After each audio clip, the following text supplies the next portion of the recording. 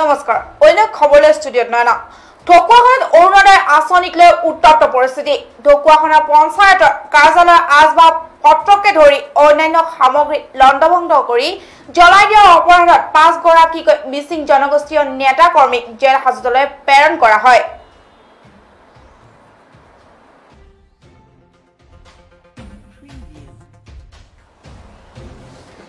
পঞ্চায়ত আৰু গ্ৰামোন্নয়ন বিভাগৰ মন্ত্ৰী নৱকুমাৰ দলেৰ গৃহ সমষ্টি ঢকুৱাখানাৰ অন্তৰ্গত পূব ঢকুৱাখানা পঞ্চায়তৰ কাৰ্যালয়ৰ আচবাব পত্ৰকে ধৰি অন্যান্য সামগ্ৰী লণ্ডভণ্ড কৰি জ্বলাই দিয়াৰ অপৰাধত 5 গৰাকী মিচিং জনগোষ্ঠীয় নেতা কৰ্মীক জেল হাজতলৈ প্ৰেৰণ কৰে।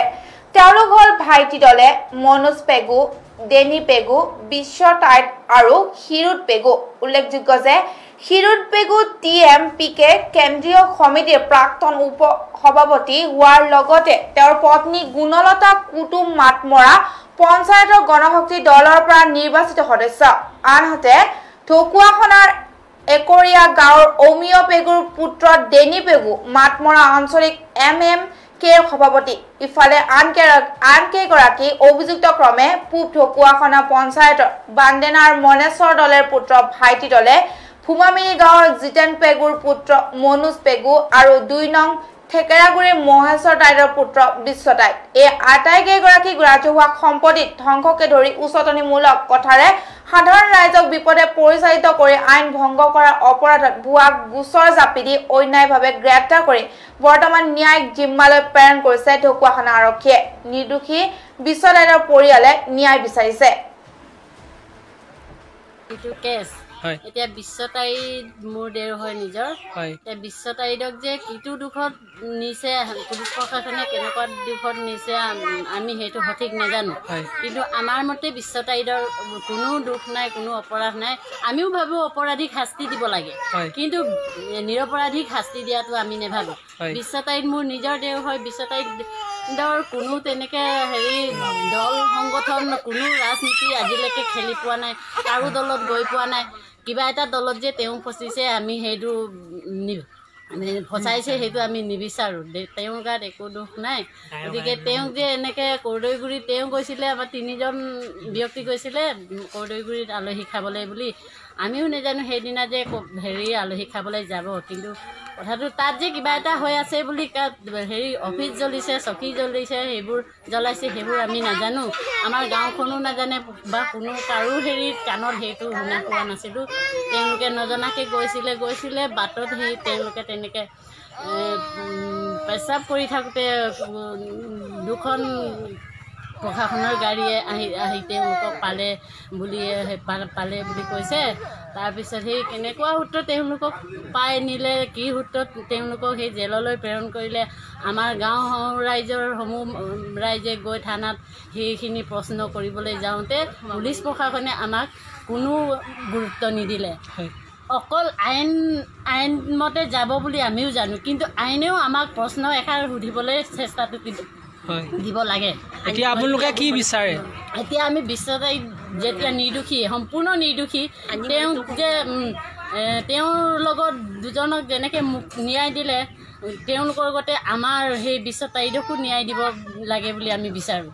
গতিকে বিশ্ব তাৰিখক আমি মুঠতে যেনেকৈ হ'লেও আমাৰ সকলো ৰাইজে বিশ্ব তাৰিখৰ ন্যায় বিচাৰি।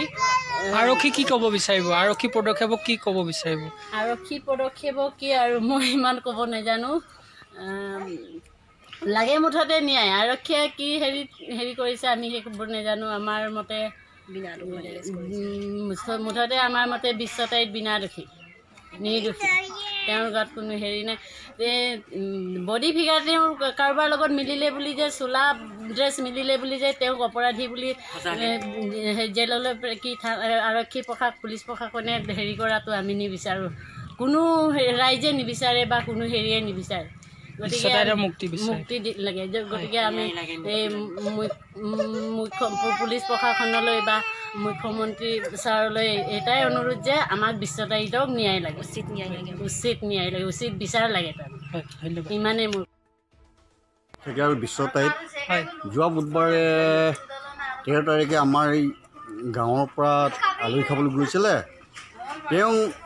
মঙলবাৰ কিজানি, হয় মঙলবাৰ। তেতিয়া ঢকুৱাখানা মোৱামাৰী বুলি জেগাত আলু খাব যাওঁতে তেওঁলোকক পুলিচে কি হেৰিত মানে সম্পৰ্কত মানে তেওঁলোকে গ্ৰেপ্তাৰ কৰিলে আৰু গ্ৰেপ্তাৰ কৰাৰ পাছত আমি ভাবিছোঁ মানে আমাৰ আলহী খাবলৈ গৈছিলে তেওঁলোকে বা ক'ৰবাত যে হেৰি ঢকুৱাখানা হেৰি পূব ঢকুৱাখানা পঞ্চায়তত যে এনেকৈ সমাগাম বা জুই চকী টকী ভাঙিছে বা হেৰি এই পঞ্চায়তখন জ্বলাই দিছে বুলি তেওঁলোকেও নাজানে আমিও নাজানো তেওঁলোকে বিনা দুখত মানে তেওঁ লগৰীয়া আছিলে দীনেশ ইমিলি আৰু খগেশ্বৰ পায়ন বন্ধুকী হেৰি দুইজনকে মুক্তি দিছে তেতিয়া তেওঁলোকে এই দীনেশ ইমিলি ভাগৰ তাতে হেৰি মোৱামাৰীত বাগি এই মাটি বন্ধক লৈ তাতে খেতি কৰিছে তাতে ধান চাব যোৱা সময়ত আৰু বিনা দুখত বিশ্বতাইদক পুলিচে মানে হেৰি জোৰ জবস্তি কৰি তেওঁলোকক মানে গ্ৰেপ্তাৰ কৰে গ্ৰেপ্তাৰ কৰাত আমি ন্যায় বিচাৰটো কৰিবৰ কাৰণে আমি ৰাইজৰ কাৰণে ৰাইজলৈ আমি আহ্বান জনাইছোঁ আৰু এই কাণ্ডটো আমি শুনি আমাৰ এৰিয়াটোতে আমি সেইদিনৰ পৰা আমি ভালকৈ আমি বিপদ সীমাৰ বাহিৰত আমাৰ মানে বৰ মানে হেৰি আঘাত জন্মি আছে তাকে আমি দুখ প্ৰকাশ কৰিছে তাকে আমি সমূহ গাঁৱৰ ৰাইজে দুখ প্ৰকাশ কৰিছে তেওঁ কেনেকৈ আমি তেওঁ বিনা দোষী মানুহটো যে আৰু পুলিচ হ'লেও বা যি হ'লেও আমি এনেকৈ প্ৰমাণ পত্ৰ দিয়া হৈছে আমাৰ ইফালে আকৌ হেৰি পূব ঢকুৱাখানা হেৰি গাঁও পঞ্চায়ত বুলি কৈছে আমি তাতো আমি প্ৰমাণ পত্ৰ দিছিলোঁ আমি হাৰি পঞ্চায়তৰ আমি মানুহ তাতে তেওঁলোকে পুলিচ বাহিনী আৰু তেওঁলোকে প্ৰশাসনে আমাক ৰাইজৰ বা যিকোনো আমাক যিবিলাক আমি তাত থানাত আমি গুজৰাট প্ৰতি মানে সুধিব যাওঁতে তেওঁলোকে আমাক ভিতৰলৈকে আমাক সোমাব নিদিলে তাতে আমি কি কাৰণে আমাক নিদিলে কি কথা ধৰিলে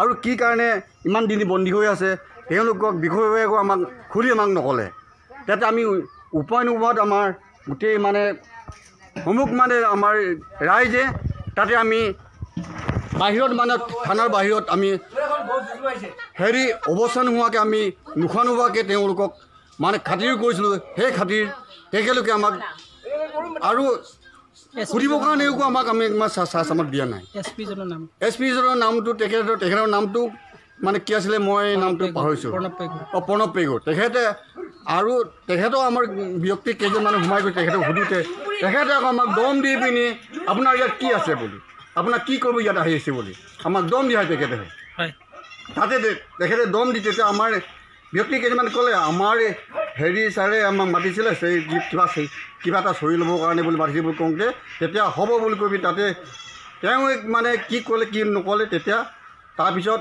আমাৰ কোৰ্টলৈ নিওঁ কোৰ্টত আমি ভাবিছোঁ যেতিয়া আমাৰ কৰোণা টেষ্ট কৰিব নিছে বুলি কৈছে বাৰু তাতে ভালে হৈছিলে বাৰু মুঠৰ ওপৰত এতিয়া আপোনালোকে ন্যায় বিচাৰে এতিয়া মুঠৰ ওপৰত আমি ন্যায় বিচাৰটোক আমাক লাগে অতি সোনকালে তেওঁক আমাক মুক্তি দিবৰ কাৰণে আমি আবেদন কৰা হৈছে তাতে সেইটো যেতিয়া আমাৰ তেওঁক যেতিয়া মুক্তি নিদিয়ে আমি সমূহ মানে হেৰি ৰাইজে আমি তাত হয়তো আমি ধৰ্ণা দিবলগীয়া বাধ্য আমি কৰিম বুলি ভাবিছোঁ আমি ধন্যবাদ আৰু বিশ্বতাইত যোৱা বুধবাৰে 13 তাৰিখে আমাৰ এই গাঁৱৰ পৰা